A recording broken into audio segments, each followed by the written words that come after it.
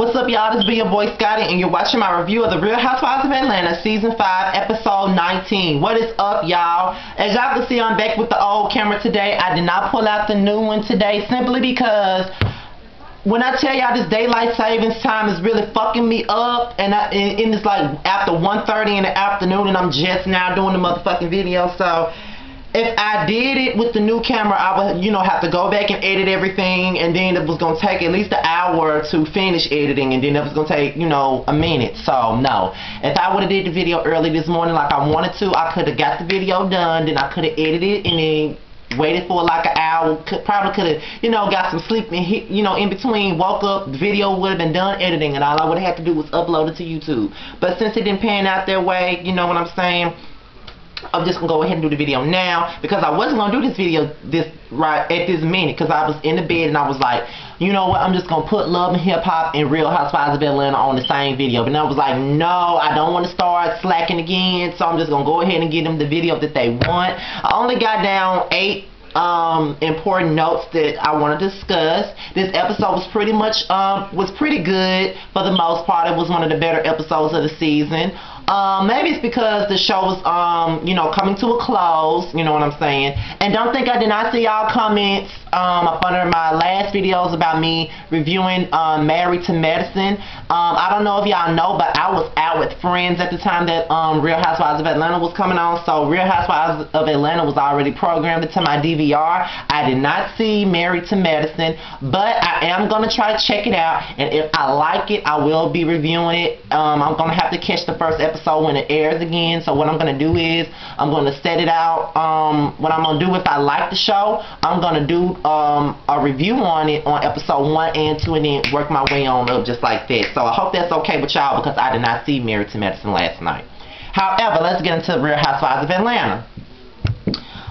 It starts off with the drama that went down at Candy's housewarming, and it starts off with Candy telling Kenya that, Walter was there, and, Kenya acts a dramatic ass fool. Now, like I said in the last video, Kenya just gonna have to get over it. She needs to stop acting like a damn 12-year-old and stomping up the stairs. You got to understand, this is fucking Atlanta, and you gonna run into motherfuckers that you don't want to see. Just like I live in Canton, Mississippi, I run into motherfuckers I don't want to see all day, every day. But do you think I give a fuck about them? Hell nah, because, you know what I'm saying, it is what it is, you know what I'm saying? Like, you are going to run into your exes, and why the fuck do these people have to make a choice, especially when these women, husbands and boyfriends or fiancés, are now, cool with Walter, you know what I'm saying? And Candy didn't invite Walter, but Todd could have very well invited Walter, simply because, that's his motherfucking nigga, you know what I'm saying? Like, they hit it off real good, and Gwilla, all the men like Walter, so you know what I'm saying? You just gonna have to get over that shit. You know what I'm saying? You storming out, you talking about you need your security, you cussing at Don Juan. I mean, what is the fucking point, bitch? Like, you acting like a damn 12-year-old, walking up the steps stomping. Oh my God, mommy hurt my feelings. That's how the fuck you act. Like, Kenya, you are 40-some years old. Stop acting so fucking dramatic, and stop acting so fucking childish. You know what I'm saying? You and Walter are both fucking childish. You know what I'm saying? He childish enough of bringing that whack-ass, Decatur-looking ass date with him, you know what I'm saying, just so he can get a reaction out of you. But you're giving him a reaction by storming away from him. You know what I'm saying? Just like I said in my last videos about my ex, that I want to beat the fuck out of my ex and whatever, want to punch the shit out of them, then, if I did that, that'll show that they're affecting me. The way you're acting is going to show Walter that you're affecting, that he's affecting you, and it's going to give him more satisfaction. And let's not forget, you know what I'm gonna say that for when I get to the part where Cynthia read her, but Kenya really needs to get over herself and stop acting like that. Like, all this shit ain't serious, girl. Then after she leaves, Candy was sitting down talking to Cynthia and Phaedra, and she basically said that she didn't even invite Walter, so she didn't even know he was coming. And then that's when Phaedra announces that, you know what I'm saying, yeah, well, Walter called me and told me he was coming. And then Cynthia was like, wait a minute, Walter called you? And she was like, no, he didn't call me, but he called my husband, so, I knew he was coming. And then Cynthia in the private screen. So Phaedra knew and didn't tell nobody. maybe if she would have, maybe if I was privy to that information, I would have told Kenya. Of course she would have told her, Cynthia, because you messy as hell. You are one of the messiest bitches on the show, but you know what? You got to keep your spot on the show. You know, you just have to do that. So, yeah, I expect you to be messy. Nene and Greg, they discuss, you know, Nene awaits a scene that she did for the new normal where she plays her whole family. And when you know, I'm not really a fan of Nene Leakes' acting at all. I feel like she's a stiff-ass actress, but when I looked at those scenes, it looked like, I mean, the scene wasn't really spectacular, it really wasn't amazing, but it was a step up because her acting is really a lot to be desired, if you ask me. And this is not on no hateration shit, this is just honest to God. Like, I've seen her, well, I you know, I don't watch the new normal, but I've seen clips, and from those clips it looked like she's just acting like Nene Leakes. She's not really playing nobody else. So I mean, anybody could play themselves, you know what I'm saying? So but that scene was pretty much good. You know, that was one of the best ones I've seen her do. So you know, it is what it is. So besides that, they discuss, you know, what they gonna do if the new normal get a second season. Like, you know, Nene feels like Brent should be in the Atlanta school district around people that he knows, and you know, Greg agreed. In New York, and Nene feels like she should be the one that's in LA from time to time to film the show, but Greg thinks that he should be with Nene, but Nene thinks that he doesn't have to be around her all the time. And you know what, I really do think that Nene is at her best on the show when she's around Greg, because when she gets around the women, she acts just as catty as the rest of them, and she judges them for being catty as a motherfucker, but she's just as catty as the rest of them because she's just as messy. But when she's around Greg, you know, it looks like she can really be her true self and not overcompensate to be so much like she always do, in my opinion. But you know, I kind of like Nene and Greg's relationship. That Italian nigga she was dating, that was some bullshit. She know she ain't want him. She always knew that it was always Greg. Like Anita Baker say, it's been you all the time. You're changing my whole state of mind. All that I do and is you, my darling. It's been you all the time.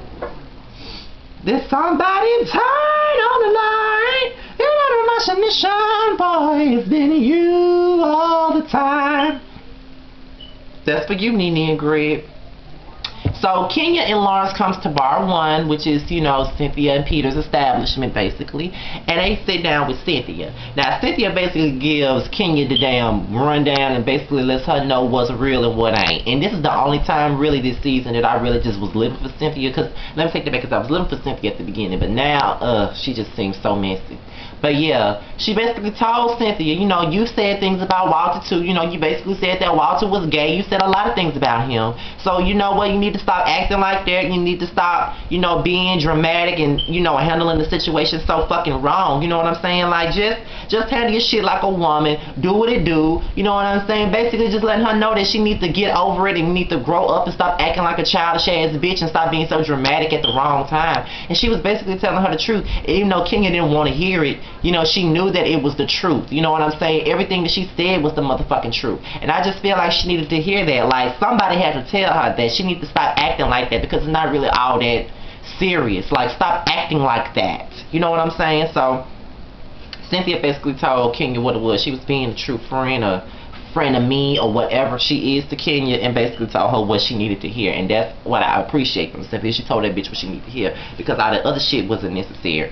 Porsha speaks with a therapist, and basically she reveals that she was pregnant within her first year of marriage, and she had a miscarriage, and she never had a chance to really discuss how she felt with Cordell, and she feels like she can never express her real feelings or real emotions around Cordell. And you know, she cried with Dr. Sherry, who is the therapist that has appeared on the Braxton Family Values and Tamar events or whatever. And you know, she basically, you know, let it all out. And I was really feeling Porsha. And you know, at the time, you know, I really do want to know, do anybody else feel another side of Porsha after seeing that? Besides her being a dumbass, and besides her being you know, dumb as a box of rocks, being pretty but ain't got no fucking sense, you know what I'm saying? How else do you feel about her now after seeing that? Because that really changed my whole perspective on her. Like, she does have a human side. You know what I'm saying? That's how I felt. But you know, I think that she really does need to tell Cordell how she feels, because you know,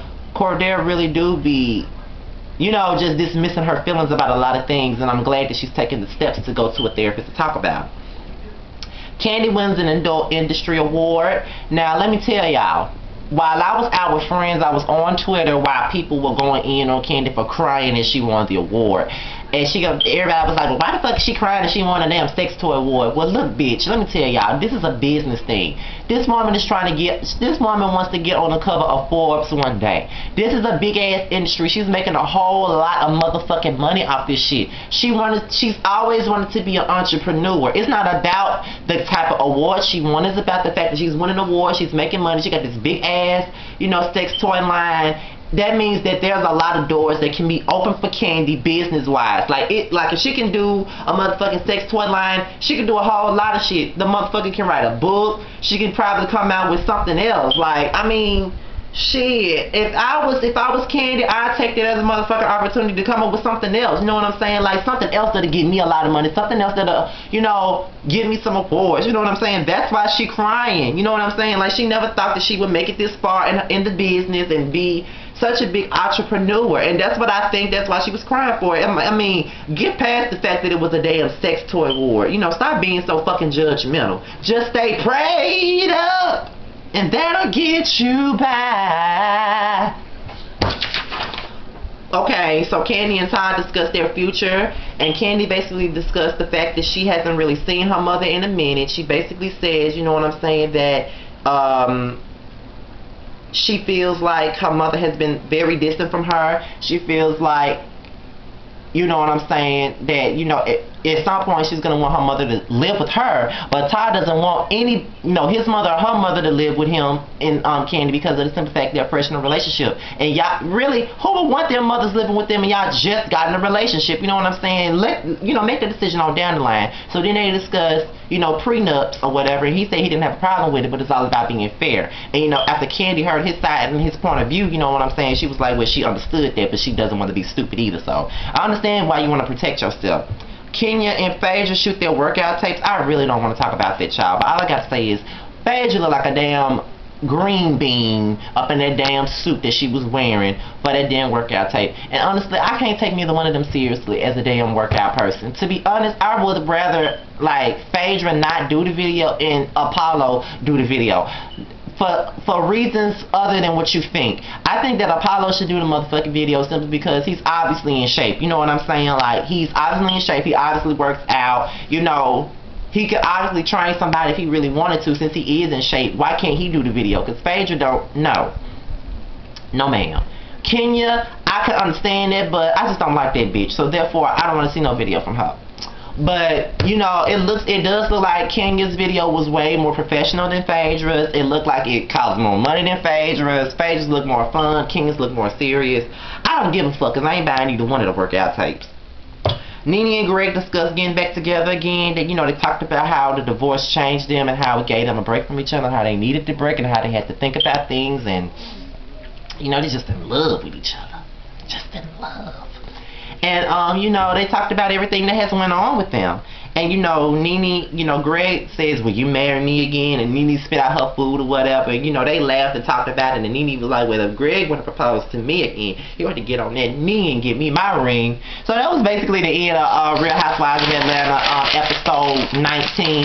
Looks like next week, Queen Cordelia and Patricia will be engaged in some type of words, and it looks like the season finale is going to be off the motherfucking chain. The way they're hyping the shit up like it's going to be the shit, it better be. You know what I'm saying? And I looked on Bravo.com and I saw you know, Andy got his who wore his favorite shoe, and I just want to see how the girls looked at the reunion. And I must say that Kandi looked good in that white dress, because that last reunion, I didn't know if she was going to a fashion event or she was going to work out.